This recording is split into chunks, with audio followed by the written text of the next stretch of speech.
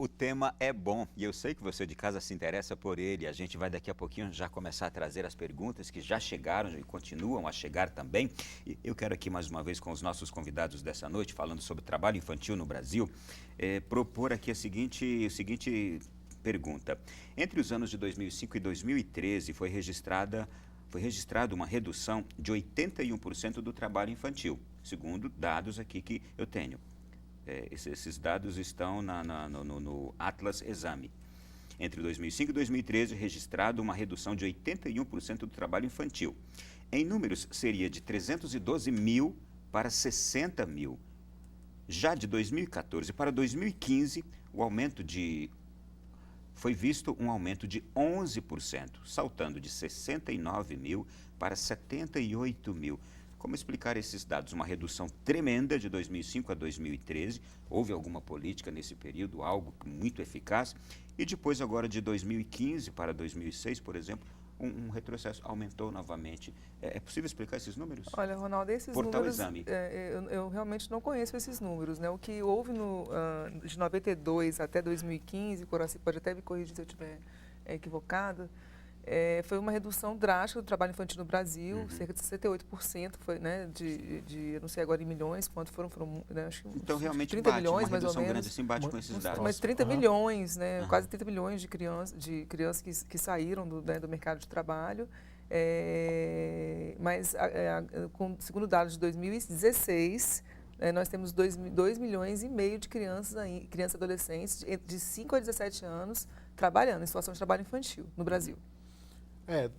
Dos números, e aí como tem um espaço grande, um período histórico grande, a gente pode observar em algumas políticas públicas, né? A educação, ela teve uma expansão de alcançar mais crianças e adolescentes no Brasil inteiro.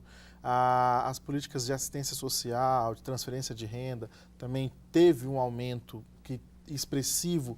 Obrigaram famílias a manterem seus filhos em escola. Exatamente, onde tem a obrigatoriedade de permanência da criança na escola, onde o trabalho infantil também é identificado e não pode acontecer, né? Então é incompatível um programa de transferência de renda com uma situação de trabalho infantil. Então esses estímulos e essas políticas públicas, elas com certeza geraram aí uma redução. E uma questão importante é que o trabalho infantil está muito ligado à questão econômica, né? Então, ao investimento do Estado em políticas públicas, ao fortalecimento dessas políticas de educação, de assistência social, de saúde, de esporte. Agora, quando a gente tem uma redução de investimento do Estado nessas políticas, consequentemente a gente tem um aumento. Quando a gente tem um aumento no desemprego dos adultos, a gente também tem um impacto nesse equívoco de responsabilizar a criança de alguma forma por essa renda, por esse sustento da família. Então, acho que os dados eles estão, né, a gente tem uma oscilação com uma tendência de queda bem expressiva e a própria a sensibilização da sociedade, né, o entendimento da sociedade. Ainda que tenham resistências, que a gente tem aí uma questão cultural, né, de uma certa resistência, porque era uma outra prática, a gente também já tem o reconhecimento de que a gente está numa dinâmica diferente. É interessante a gente observar o comportamento, por exemplo, das crianças de classe média. Você não recomenda para uma criança de classe média que ela trabalhe para se desenvolver e isso tem a ver com uma criança pobre, sim, com uma questão de renda. Uma criança de classe média, se você observar, ela vai fazer balé, ela vai fazer karatê, ela vai fazer música, ela vai ter uma série de atividades que promovem o seu desenvolvimento, né, respeitando aí essa sua condição. Então, tem a ver também com esse desenvolvimento do país, né, tem a ver com esse processo. E, ao mesmo tempo, essa regressão aqui, de 2014 para 2015, tem a ver com a crise que começou ali, ou que foi a mais aparente em 2014, 2015 até agora, né? E também o Estado tem investido menos em políticas públicas, né, assistência social. No Distrito Federal, por exemplo, está num quadro caótico, né?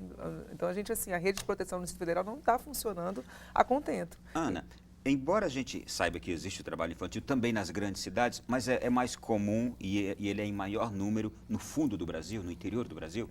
Olha, esse dado, assim, eu não sei, tem Não, esse dado? Quando eu tendência. pergunto isso, não é nem por causa de dados, mas é uma constatação de, por exemplo, quando a gente assiste essas reportagens de crianças heróicas e famílias heróicas que andam 2 horas, passam por dentro de rios para estudar, a gente imagina que essa dificuldade toda no interiorzão do país dificulte também o acesso da criança à escola e por isso fica mais em casa, trabalhando, ajudando a família. né? Aliada à própria cultura, a própria educação ou falta de educação, né? Acesso à educação. Isso, exatamente.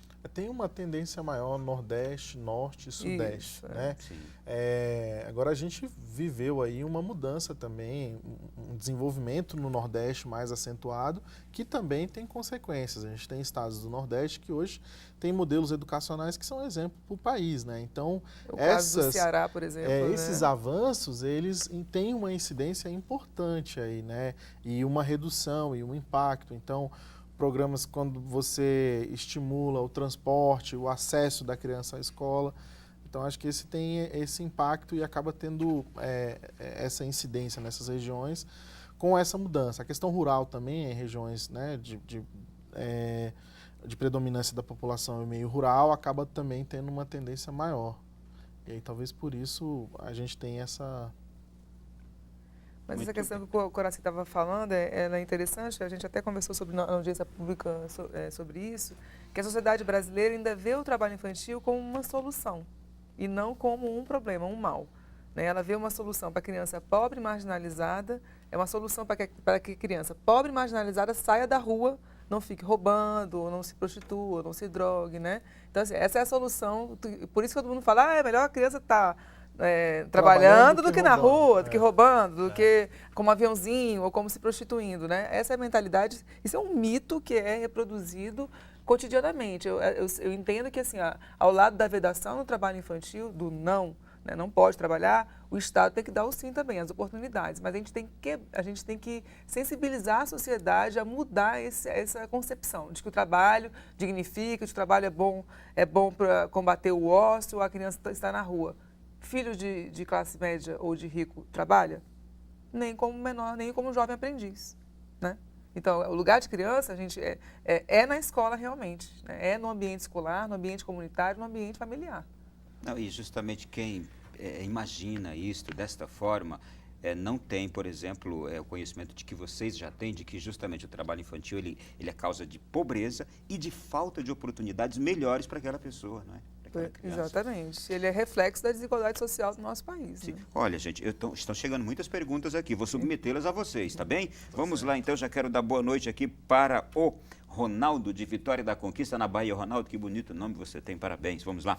Boa noite, ele diz assim, como se caracteriza o trabalho que é realizado por crianças na televisão? É trabalho infantil ou não é? E agora? Essa é uma questão polêmica. Não, eu entendo que é trabalho infantil, ainda que seja um trabalho consentido, né? É um trabalho como se fosse um trabalho excepcionado pela legislação. Mas qual trabalho infantil não seria consentido se um pai, por exemplo, deixa um filho para o semáforo também? É consentido, não é? Não, mas a questão é que existe o Brasil é signatário de uma convenção internacional que excepciona o trabalho para fins artísticos, né, cultural. Então existe essa excepcionalidade? Existe, tanto é verdade que nós temos aí atores mirins em redes, né, enfim, muito conhecidas. Mas é um trabalho um pouco mais tutelado, existe uma série de requisitos, né? Inclusive tem que ter autorização, né, do juiz para trabalhar, mas entendo que sim, que ele é prejudicial sim à formação da criança e adolescente, impacta os estudos, é trabalho. Tem uma opinião sobre isso também, Coraci? Realmente é polêmico isso. É um tema polêmico, de fato tem, de certa forma, né, essa exceção. Mas a gente tem que estar sempre olhando, acho que a centralidade desse processo precisa ser a criança e o adolescente, né? A gente, inclusive, tem exemplos de crianças que são submetidas, ainda que numa atividade artística, a uma carga emocional que ela não tem condição de suportar. E além da emocional, uma carga também de trabalho. Uma carga de trabalho. São horas de gravação, eu já vi isso acontecer. Né? Então, assim, e fora que isso cria uma condição para a criança que ela perde muito da sua infância, muito das suas possibilidades de se desenvolver. Então, e a gente tem um histórico de artistas no Brasil e no exterior, de artistas mirins, que quando se tornam adultos, enfrentam uma série de problemas. Você pode, né, tem listar casos aí que quando chegam, né, na fase adulta com uma série de questões, assim. Claro que não é uma questão determinante, mas eu acho que precisa ser observado. Já pensei aqui nos 3 ou 4 Pois é. que fizeram filmes, Exatamente. cantores, mirins. Que não precisam nem chegar à fase adulta. Às vezes começam a ter problemas na própria já adolescência. na própria adolescência. E que hoje não conseguem serem pessoas estruturadas. Porque acaba sendo uma pressão, né, que às vezes o próprio adulto não está preparado para lidar com ela, né, um processo de cobrança, um processo de assédio do ponto de vista de ter uma visibilidade muito grande. Então, essas questões elas precisam ser observadas, elas precisam ser asseguradas, né? E o que está em jogo em relação a essa proteção e a outras questões, quer questão financeira, quer, né, interesses de outros que não da criança e desse adolescente. Vamos lá, tem mais perguntas aqui, gente. A Maria Inês, ela é de Muriaé, Minas Gerais. Boa noite, Maria Inês. Um pai ou uma mãe podem ensinar seu ofício ao filho? Eu entendo que pode respeitar a idade mínima para trabalho, né? E eu te trouxe uma questão na rádio também essa semana bem difícil, não é? De um pai aqui em Brasília que, mecânico, o filho ajudava e ele foi denunciado.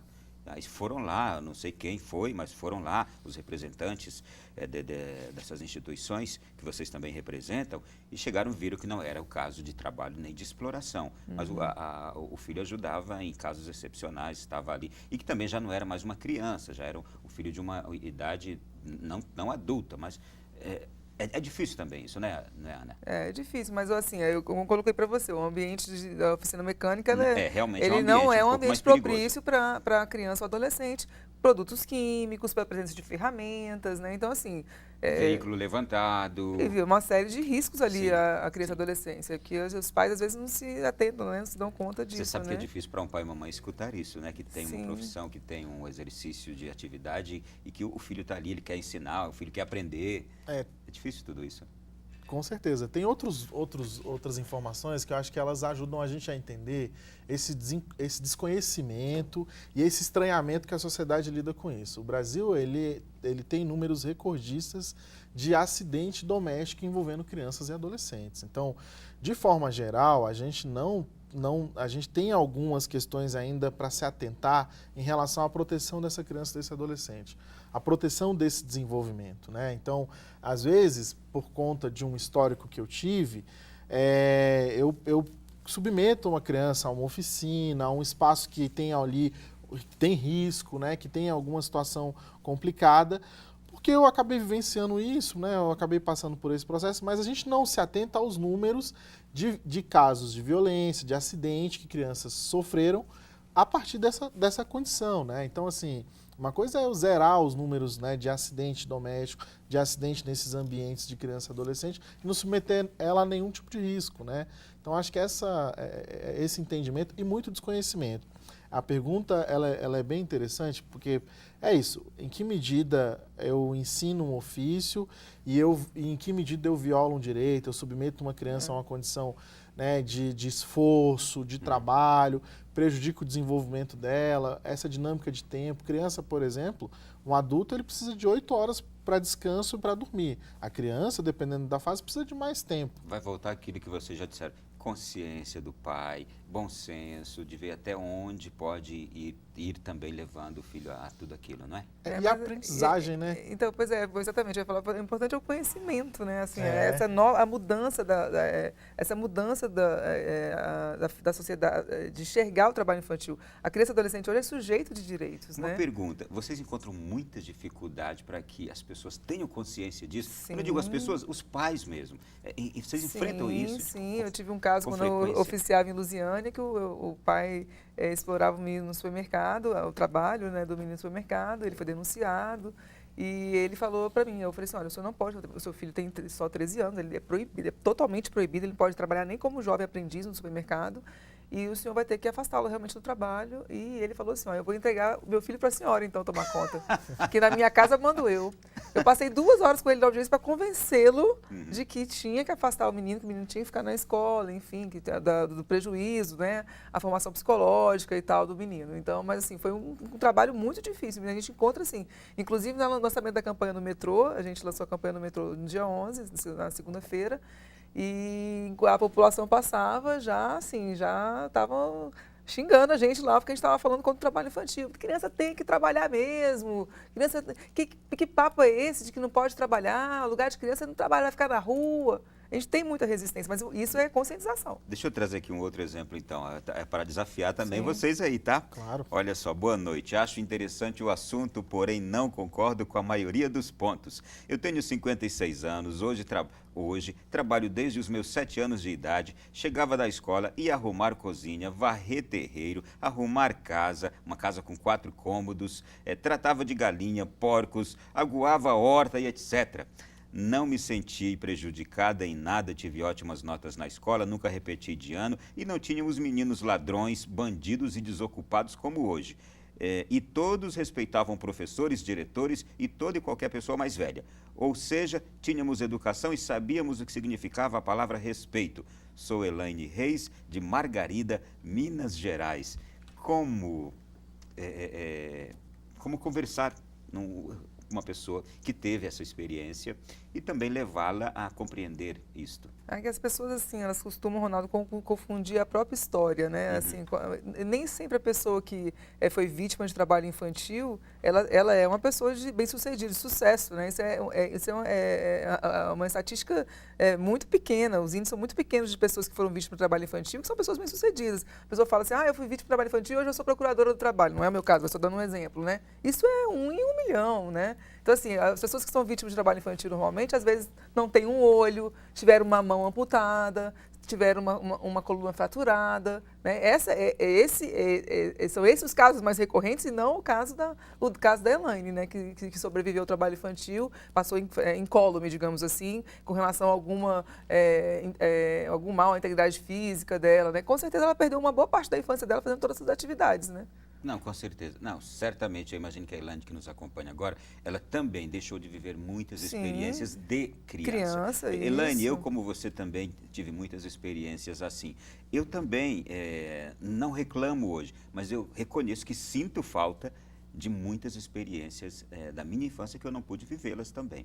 Então, é uma questão também hoje, eu ouvindo vocês, eu também me sinto nessa situação toda, reconheço algo que vivi e que sinto falta, aliás, senti falta a minha vida inteira também, não é, de algumas experiências. Eu acho que é importante a gente enfatizar o que a gente disse no começo, assim, dividir tarefas da casa com uma criança e com uma adolescente é diferente de responsabilizar essa criança por essas tarefas.